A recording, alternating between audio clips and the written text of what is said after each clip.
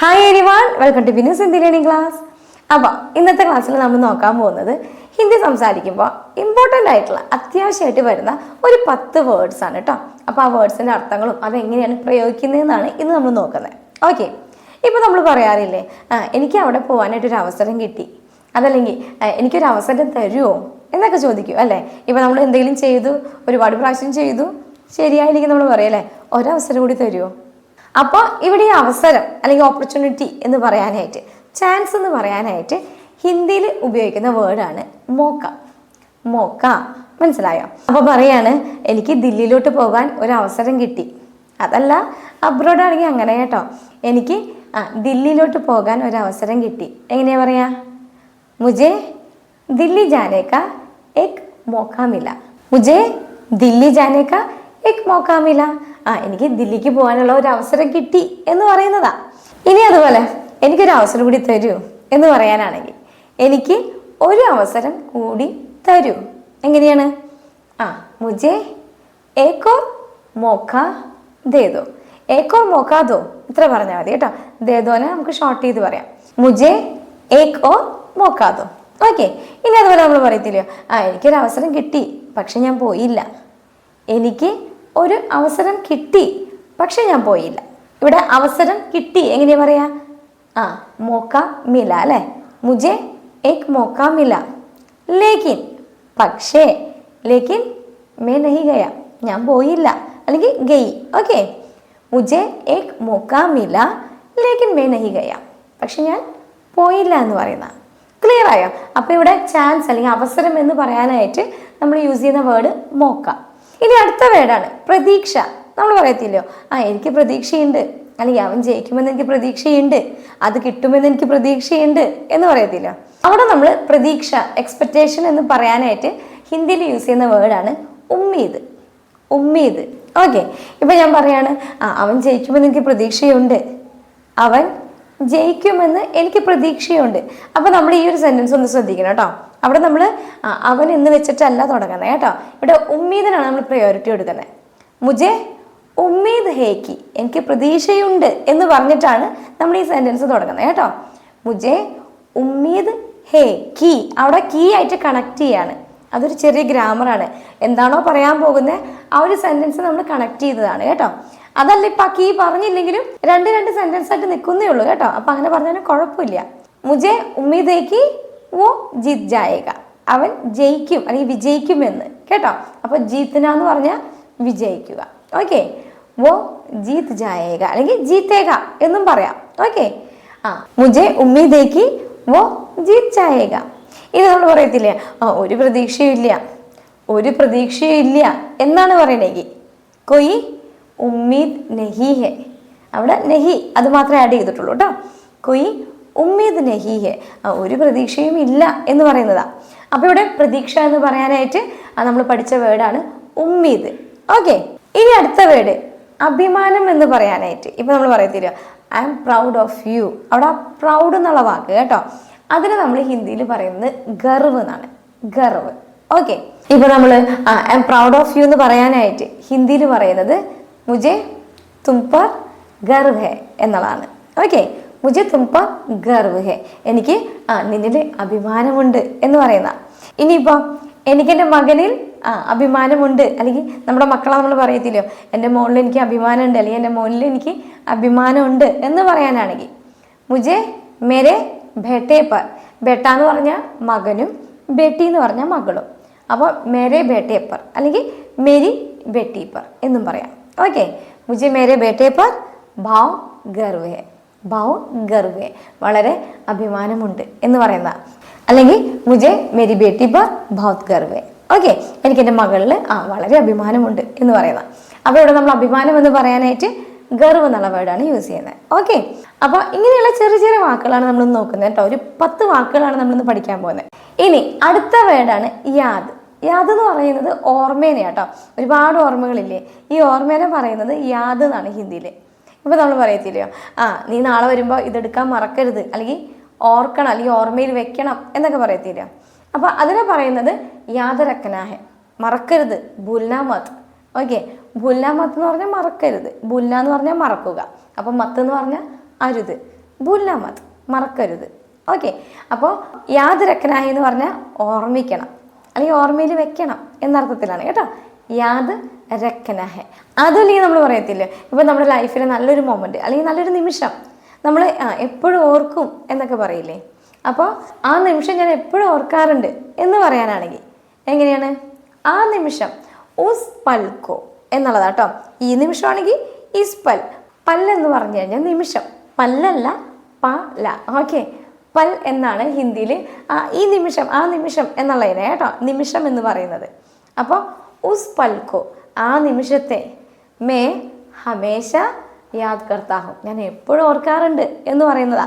ഉസ് പൽക്കോ may ഹമേശ Yaad കർത്താഹും, ആ നിമിഷത്തെ ഞാൻ എപ്പോഴും ഓർക്കാറുണ്ട്. ക്ലിയർ ആയോ? അതുപോലെ തന്നെ ഇപ്പോൾ നമ്മുടെ ഏതെങ്കിലും നല്ലൊരു ഫ്രണ്ടിനെ ഒരുപാട് നാളായിട്ട് നമുക്ക് മിസ്സായിട്ട് നമ്മൾ പറയും അല്ലേ, ഐ മിസ് യു, തുമാരി ബഹുത് യാദ് ആ രഹി ഹേ, തുമാരി ബഹുത് യാദ് ആ രഹി ഹേ, നിൻ്റെ ഓർമ്മകൾ ഒരുപാട് വരുന്നു അല്ലെങ്കിൽ മിസ്സാവുന്നു എന്നുള്ള അർത്ഥത്തിലാണ് കേട്ടോ. ഐ മിസ് യു എന്ന് പറയില്ലേ, അതാണ്. ഇനി അതുപോലെ ഇതെൻ്റെ തെറ്റാണ് അല്ലെങ്കിൽ ഇതെൻ്റെ തെറ്റല്ല എന്നൊക്കെ പറയത്തില്ലേ, അവിടെ തെറ്റ് എന്ന് പറയാനായിട്ട് ഗൽത്തി എന്നാണ് പറയാ കേട്ടോ. യേ മേരി ഗൽത്തി ഹേ എന്ന് പറഞ്ഞാൽ ഇതെൻ്റെ തെറ്റാണ്, സോറി ഇതെൻ്റെ തെറ്റാണ്. യേ മേരി ഗൽത്തി ഹേ, മനസ്സിലാവുന്നുണ്ടോ? യേ മേരി ഗൽത്തി നെഹി ഹേ എന്ന് പറഞ്ഞാൽ ഇതെൻ്റെ തെറ്റല്ല. യേ മേരി ഗൽത്തി നെഹി ഹേ. ഇവിടെ നമുക്ക് മറ്റൊരു അർത്ഥത്തിൽ ഗലത്ത് എന്ന് പറഞ്ഞാൽ തെറ്റും, സഹി എന്ന് പറഞ്ഞാൽ ശരിയുമാണ്. യേ മേരി ഗലത്ത് നെഹി ഹേ എന്നല്ല, അത് സംസാരിക്കുമ്പോൾ യേ മേരി ഗൽത്തി നെഹി ഹേ എന്നാ പറയാം കേട്ടോ. അവിടെ അതാണ് ആ തെറ്റ് എന്നുള്ള അർത്ഥമാക്കുന്നത്. ശരിക്കും ഗലത്ത് എന്ന് പറഞ്ഞാൽ തെറ്റെന്നാണ്, മനസ്സിലാവുന്നുണ്ടോ? യേ സഹി ഹേ എന്ന് പറഞ്ഞാൽ ഇത് ശരിയാണ്. യേ ഗലത്തെ, യേ ഗൽത്തി ഹേ എന്നല്ല പറയാ, യേ ഗലത്തെ, ഇത് തെറ്റാണ്. മനസ്സിലാവുന്നുണ്ടോ? സിറ്റുവേഷൻ അനുസരിച്ചിട്ടാണ് ഇതിങ്ങനെ മാറി പറയുന്നത് കേട്ടോ. യേ മേരി ഗൽത്തി നെഹി ഹേ, ഇതെൻ്റെ തെറ്റല്ല. മനസ്സിലാവുന്നുണ്ടോ? ഇനിയിപ്പോൾ അതുപോലെ തന്നെ ഇപ്പോൾ ആരെങ്കിലും നല്ല രീതിയിൽ സംസാരിക്കില്ലെങ്കിൽ നമ്മൾ പറയും അല്ലേ, ഇങ്ങനെ സംസാരിക്കുന്നത് തെറ്റാണ് അല്ലെങ്കിൽ ഇങ്ങനെ സംസാരിക്കരുത്, ഇത് തെറ്റായ സംസാരമാണ് എന്നൊക്കെ പറയാനായിട്ട് കേട്ടോ. യേ ഗലത് ബാത്ത്, യേ ഗലത് ബാത്ത് എന്ന് പറഞ്ഞാൽ റോങ് ആയിട്ട് സംസാരിക്കില്ലയോ, അതിനാണ് ഈ പറയുന്നത് യേ ഗലത് ബാത്ത്. ഓക്കെ, അതുപോലെ തന്നെ ഏസ മത് ബാത് കർണ, ഏസ മത് ബാത് കർണ, ഇതുപോലെ സംസാരിക്കരുത്, ഇത് തെറ്റായ രീതിയാണ്, ആ സംസാര രീതി തെറ്റ് എന്നാണ് അർത്ഥാക്കുന്നത് കേട്ടോ. യേ ഗലത് ബാത്തേ എന്ന് പറഞ്ഞാൽ ഇത് തെറ്റായ സംസാരമാണ്. ഓക്കെ, ഏസ മത് ബാത് കർണ, ഇതുപോലെ സംസാരിക്കരുത്. ഇനി അടുത്ത വേർഡാണ് ജൽദി ബാജി. ഓക്കെ, ജൽദി ബാജി എന്ന് പറഞ്ഞു കഴിഞ്ഞാൽ തിടുക്കത്തിൽ എന്നുള്ള അർത്ഥത്തിലാട്ടോ. റഷ് എന്നൊക്കെ പറയത്തില്ലയോ, നമ്മൾ കുറച്ച് തിടുക്കം കൂട്ടുക. ഇപ്പൊ ജൽദി എന്ന് പറഞ്ഞു കഴിഞ്ഞാൽ എന്താണ്? വേഗത്തിൽ അല്ലെ, വേഗം അല്ലെങ്കിൽ പെട്ടെന്ന് എന്ന് പറയുന്നതാ. ഇവിടെ ജൽദി ബാജി എന്നാ പറയുന്നത്. എന്ന് പറഞ്ഞു കഴിഞ്ഞാൽ തിടുക്കം കൂട്ടുക. ഇപ്പൊ നമ്മൾ പറയും അല്ലേ, തിടുക്കം കൂട്ടി എന്താ സംഭവിക്കുക? എന്തെങ്കിലും റോങ് ഒക്കെ അല്ലെങ്കിൽ മിസ്റ്റേക്സ് ഒക്കെ സംഭവിക്കാൻ ചാൻസ് ഉണ്ട് അല്ലേ. ജൽദി ബാജി മത് കരോ എന്ന് പറഞ്ഞാൽ തിടുക്കം കൂട്ടണ്ട അല്ലെങ്കിൽ തിടുക്കം കൂട്ടരുത് എന്ന് പറയുന്നതാ. ജൽദി ബാജി മത് കരോ, അതാണ് ഈ ഒരു വേർഡ് കേട്ടോ, ഒന്ന് മനസ്സിലാക്കുക. അതല്ലെങ്കിൽ നമ്മൾ പറയത്തില്ലയോ, വേഗം തയ്യാറാകും, വേഗം ഇറങ്ങ്, വേഗം ഇറങ്ങുമെന്ന് പറയുമ്പോൾ നമ്മളിപ്പോൾ ദേഷ്യത്തിൽ ചോദിക്കും അല്ലേ, ഇത്ര തിടുക്കത്തിലേക്ക് എവിടേക്കാണ് പോകണ്ടേ അല്ലെങ്കിൽ എവിടേക്കാണ് പോകുന്നേ എന്ന് ചോദിക്കത്തില്ലയോ. അപ്പോൾ അവിടെയും ഈ ഒരു വാക്കാണ്, തും ഇത്തനി ജൽദി ബാജി കഹാം ജാ രഹേ ഹോ അല്ലെങ്കിൽ കഹാം ജാ രഹേ എന്ന് ചോദിച്ചാൽ മതി കേട്ടോ. തും ഇത്തനി ജൽദി ബാജിമേ കഹാം ജാ രഹേ, ഇത്രയും തിടുക്കത്തിൽ എവിടേക്കാണ് പോകുന്നത് എന്ന് ചോദിക്കുന്നതാ. തും ഇത്തനി ജൽദിബാജി മേ കഹാം ജാ രഹേ, അതല്ലെങ്കിൽ തും ക്യോം ഇത്തനി ജൽദിബാജി കർ രഹേ എന്ന് പറഞ്ഞു കഴിഞ്ഞാൽ നീ എന്തിനാ ഇത്ര തിടുക്കം കൂട്ടണേ? തും ക്യോം ഇത്തനി ജൽദിബാജി കർ രഹേ, എന്തിനാണ് നീ ഇത്ര തിടുക്കം കൂട്ടുന്നത് എന്ന് ചോദിക്കാനാ. അപ്പൊ ഈ വേർഡ് മനസ്സിലായോ? ജൽദിബാജി മേ എന്ന് പറഞ്ഞാൽ തിടുക്കത്തിൽ. ഓക്കെ, ഇനി ഇതുപോലെ തന്നെ വരുന്ന മറ്റൊരു വാക്കാട്ടോ. ഇപ്പൊ നമ്മള് ജൽദിബാജി എന്ന് പറഞ്ഞു എന്ന് വെച്ചാൽ തിടുക്കത്തിൽ. അതുകൂടാതെ ആരാംസെ എന്ന് പറയും, ആരാംസെ കരോ ഈ ആരാംസെ ബൈട്ടോ എന്ന് പറഞ്ഞു കഴിഞ്ഞാൽ ടേക്ക് ഇറ്റ് ഈസി എന്ന് പറയത്തില്ല, അത്രയേ ഉള്ളൂ. ആരാംസെ കരോ, ആരാംസെ, സാവകാശം ചെയ്താൽ മതി എന്നുള്ള അർത്ഥത്തിലാണ്. ഓക്കെ, അതുപോലെ തന്നെ ധീരെ എന്ന് പറഞ്ഞാലോ, നേരത്തെ നമ്മൾ പറഞ്ഞു ജൽദി എന്ന് പറഞ്ഞാൽ പെട്ടെന്ന് അല്ലെ. ധീരെ, ധീരെ എന്ന് പറഞ്ഞാൽ പതുക്കെ, അതിന്റെ ഓപ്പോസിറ്റ് ആണ്. ആജ് സബ് ധീരെ ധീരെ ചൽ രഹാ ഹെ, എന്താണ് ഇന്നെല്ലാം പതുക്കെ പതുക്കെ നടക്കുന്നത്, എല്ലാ കാര്യങ്ങളും ഇപ്പൊ നമുക്ക് എന്ത് ചെയ്താലും അങ്ങനെ ഒരു സ്പീഡ് കിട്ടുന്നില്ല എന്നാണ് പറയുന്നത് കേട്ടോ. ആജ് സബ് ധീരെ ധീരെ ചൽ രഹാ ഹെ, ഇന്നെല്ലാം സാവകാശമാണ് നടക്കുന്നത് എന്ന് പറയുന്ന. അതുപോലെ തന്നെ ധീരെ ചലോ എന്ന് പറഞ്ഞാൽ എന്താണ്? പതുക്കെ പോകൂ എന്നുള്ള അർത്ഥത്തിൽ, അല്ലെങ്കിൽ പതുക്കെ നടക്കൂ, ധീരെ ചലോ. മനസ്സിലാവുന്നുണ്ടോ? അപ്പൊ ഈ വാക്കുകളെല്ലാം നിങ്ങൾക്ക് അങ്ങോട്ടും ഇങ്ങോട്ടും കൺഫ്യൂഷൻ ആവും കേട്ടോ. ഇപ്പൊ ധീരെ, ആരാംസെ, ജൽദിബാസി അല്ലെങ്കിൽ ജൽദി, ഇതിനൊക്കെ ചെറിയ ചെറിയ അർത്ഥ വ്യത്യാസങ്ങൾ വരുന്നുണ്ട്. അതാണ് ഞാനിപ്പോൾ എല്ലാം കൂടി പറയുന്നത് കേട്ടോ. ഓക്കെ, ഇനി അടുത്ത വേർഡ് നമ്മൾ ഷുവർ എന്ന് പറയത്തില്ല. ഷുവർ, പക്ക എന്ന് പറയുന്ന കേട്ടോ. പക്ക അങ്ങനെ ഒരു വേർഡ് നിങ്ങൾ പലപ്പോഴും കേട്ടിട്ടുണ്ടാവും. പക്ക അനാഹെ, പക്ക അനാഹെ എന്ന് പറഞ്ഞു കഴിഞ്ഞാൽ എന്താണ്? തീർച്ചയായും വരണം എന്ന് പറയുന്ന ഒരു പ്രയോഗമാണ് അവിടെ പക്ക എന്നുള്ള വാക്കിന് വരുന്നത് കേട്ടോ. ഇപ്പൊ അതുപോലെ തന്നെ ഞാൻ നാളെ തീർച്ചയായും വരും എന്ന് പറയുന്നതാ അവിടെ യൂസ് ചെയ്യുന്ന ഒരു വേർഡാണിത്. മേ കൽ പക്ക ആവുക അല്ലെങ്കിൽ ആവുങ്കി, മേ പക്ക ആവുക, ഞാൻ തീർച്ചയായും വരും. അല്ലെങ്കിൽ ഞാൻ ഷുവറായിട്ടും തരാം, ഞാൻ തീർച്ചയായിട്ടും തരാം എന്ന് പറയുന്നത് മേ പക്ക ദൂങ്ക അല്ലെങ്കിൽ മേ പക്ക ദേ ദൂങ്ക. മനസ്സിലാവുന്നുണ്ടോ? അപ്പൊ ഇവിടെ ഷുവർ എന്ന് പറയാനായിട്ട്, നമ്മൾ ഉറപ്പായും എന്ന് പറയാനായിട്ട് യൂസ് ചെയ്യുന്നൊരു വേർഡാണ് പക്ക കേട്ടോ. ഓക്കെ, ഇനി അടുത്തത് ഫൈദ. ഫൈദ എന്ന് പറയുന്നത് ഗുണത്തിനെയാണ്. ഇപ്പൊ നമ്മൾ പറയത്തില്ലയോ ഗുണവും ദോഷവും, എന്ത് കാര്യത്തിനും ഒരു ഗുണം ഉണ്ടാവും അല്ലെങ്കിൽ ദോഷം ഉണ്ടാവുക അല്ലെ. അപ്പൊ ഗുണവും ദോഷവും എന്ന് പറയുന്നതിൽ ഗുണം എന്ന് പറയുന്നത് ഫൈദയും അതുപോലെ തന്നെ ദോഷം എന്ന് പറയുന്നത് നുക്സാനുമാണ്. ഓക്കെ, ഇപ്പൊ നമ്മൾ ചോദിക്കത്തില്ലയോ ഞാൻ വന്ന് എനിക്കെന്ത് ഗുണം ഉണ്ടാവുക അല്ലെങ്കിൽ എനിക്കെന്ത് ഗുണം കിട്ടുക എന്നൊക്കെ ചോദിക്കത്തില്ലയോ. ഇപ്പൊ ഞാൻ വരികയാണെങ്കിൽ മേ ആവുങ്കാത്തോ, ഞാൻ വരികയാണെങ്കിൽ എന്ന് പറയുന്ന കേട്ടോ. മേ ആവുങ്കാത്തോ മുझे क्या ഫൈദ മിലേഗ, മുझे क्या ഫൈദ മിലേഗ. ഇവിടെ ഞാൻ കൂടുതലും സെന്റൻസിനല്ലാട്ടോ പ്രയോറിറ്റി കൊടുത്തിരിക്കുന്നത്. നിങ്ങൾ ഈ വേർഡ്സിന്റെ അർത്ഥങ്ങൾ പഠിക്കാൻ വേണ്ടിയിട്ടാണ് കേട്ടോ. അപ്പൊ ഇതാദ്യം മനസ്സിലാക്കുക, എന്നാലേ നമുക്ക് ഈ ഒരു വേർഡ് എവിടെയാണ് നമുക്ക് ഗുണം എന്ന് പ്രയോഗിക്കാൻ പറ്റുന്നത് അവിടെയെല്ലാം ഫൈദ എന്നുള്ളൊരു വേർഡാണ് വെക്കേണ്ടതെന്നാണ് മനസ്സിലാക്കേണ്ടത് കേട്ടോ. ഇപ്പൊ നമ്മൾ പറയത്തില്ലേ ഫ്രൂട്ട്സ് കഴിക്കുന്നതിന്റെ ഗുണങ്ങൾ. ഇപ്പൊ ഏതെങ്കിലും ഫ്രൂട്ട്, പപ്പീത്ത, പപ്പീത്ത എന്ന് പറഞ്ഞാൽ പപ്പായ, പപ്പീത്ത കാനേക്ക ഫൈദ എന്ന് പറഞ്ഞാൽ നമ്മളിപ്പോൾ സെർച്ച് ചെയ്യുകയാണെങ്കിൽ ഒരുപാട് കാര്യങ്ങൾ വരും. എന്താണ് പപ്പായ കഴിക്കുന്നതിൻ്റെ ഗുണങ്ങൾ എന്താണെന്നാണ് വരുന്നത്. പപ്പിത കാനേക്ക ഫൈദ. മനസ്സിലാവുന്നുണ്ടോ? അപ്പോൾ ഇവിടെ ഗുണം എന്ന് പറയാനാണ് ഫൈദ എന്നുള്ള വാക്ക് യൂസ് ചെയ്യുന്നത്. അതിൻ്റെ ഓപ്പോസിറ്റാണ് നുക്സാൻ. നുക്സാൻ എന്ന് പറഞ്ഞാൽ അതിൻ്റെ ദോഷങ്ങൾ എന്ന് പറയുന്നത്. അതല്ലാതെ ഇപ്പം നമ്മൾ നഷ്ടം എന്ന് പറയത്തില്ല. ഇപ്പോൾ ബിസിനസ്സിലൊക്കെ നഷ്ടം എന്ന് പറയണില്ലയോ, ആ നഷ്ടത്തിനെ നമ്മൾ നുക്സാൻ തന്നെ പറയാം. മനസ്സിലാവുന്നുണ്ടോ?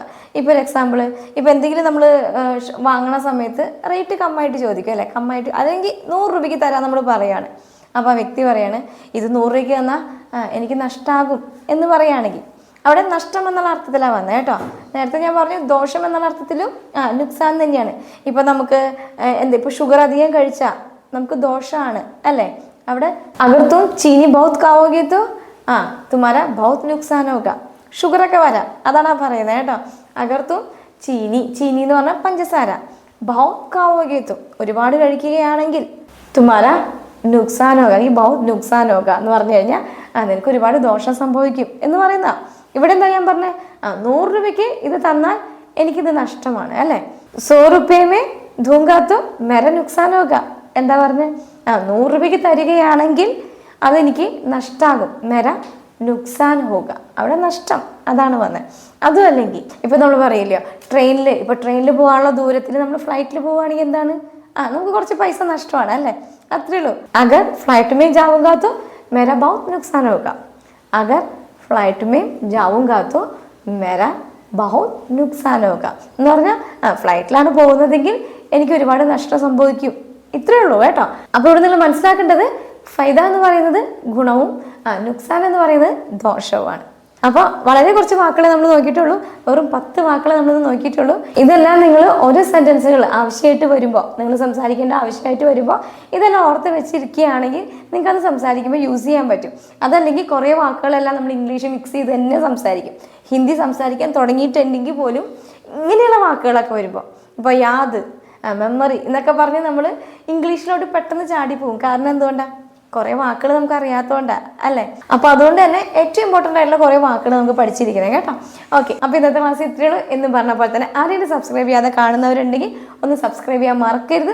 കൂടാതെ പുതുതായിട്ട് കാണുന്നവരുണ്ടെങ്കിൽ അവരോടാണ് ഈ പറയുന്നത്, നമ്മുടെ ഈ ചാനലിലെ മെമ്പേഴ്സ് ഓൺലി ഗ്രൂപ്പിൽ ഒരു 30 ഡേയ്സ് സീരീസ് ഇപ്പോൾ റണ്ണിങ് ആണ്.